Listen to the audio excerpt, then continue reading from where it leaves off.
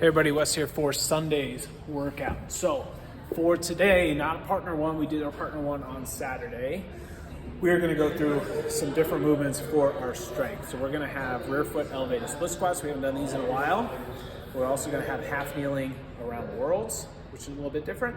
And then a single arm of our hollow flutter, which is gonna make it a lot more difficult. So we'll have scaling options for that if we need to. But first, let's get set up into that rear foot elevated split squat. And we're gonna be in a suitcase carry for these. So we'll have dumbbells on both sides.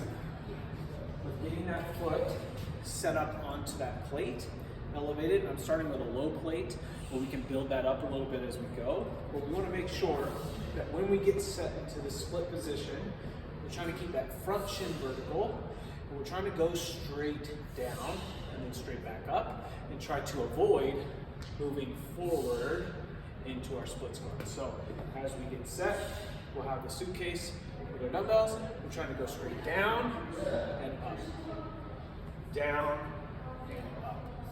Okay.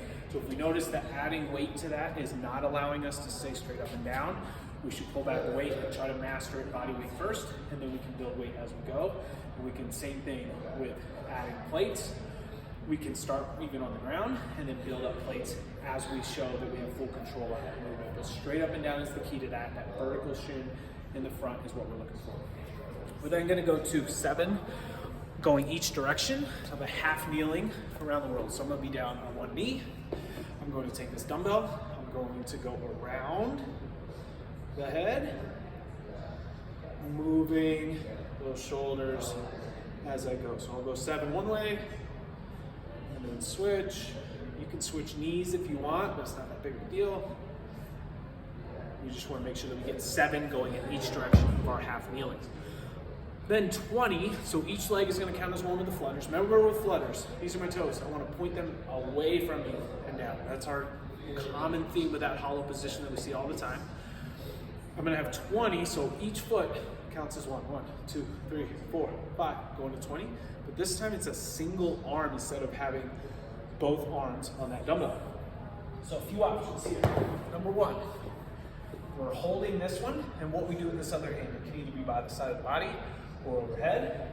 But as we get here, shoulders are up off the ground, point those toes. I could be here or here and flutter. Remember, push that lower body or lower back into the ground. If that's too much, go with a lighter weight, or we could go back to what we did earlier in the week, with a single dumbbell in a flutter. But the goal there, if we're holding weight on one side, is to make sure that we're not twisting in a funny position. We still want to be squared just like we had the one weight as we go. So work on that hollow position. You're gonna keep seeing it a lot more during this cycle as we keep working on all those gymnastic skills, okay? So that'll be our strength and quality skill session. Then we move into the workout. So we're gonna have 10-minute clock to finish a certain amount of work. Then we're gonna rest the remaining time after you finish that. And then you're gonna have 4 rounds to complete the same movements, but a little bit different. So the first 10-minute running clock is 50 or 40 calorie row, 40 wall balls, 30 box jumps, 20 hand release push-ups.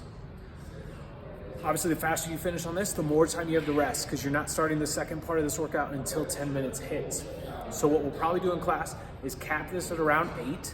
Okay, so hopefully we're picking the right movements and weights so that we can finish at 8, have at least 2 minutes to rest, and then you go right into 4 rounds of a 10 calorie row, 10 wall balls, 8 box jumps, and 6 hand release push-ups. The goal here is however long it took you to finish the first part, you're gonna try to finish in about the same time with the second part. Okay, so as you're going through that, trying to keep that pretty consistent. So if you finish the first one in 8 minutes, and then you have those 2 minutes to rest, we're gonna try to finish that second part right at that 8 minutes again, or pretty close to it. So lots of good movements today on this one, lots of good quality strength work for the core, and for our legs and those split squats. So have fun. We will see you all on Sunday.